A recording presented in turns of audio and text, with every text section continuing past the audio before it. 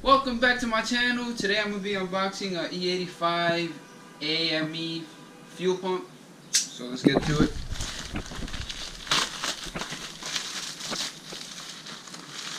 Bought this online on eBay, basically where I buy almost all my parts. Come on. There it is. Struggling to get this open, right? Oh, it's pretty dope. Comes in a dope box. It's the part number. Alright.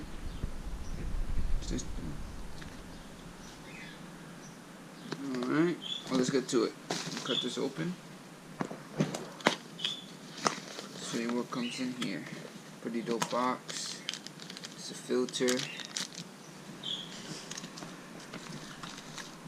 Wow. Comes with accessories.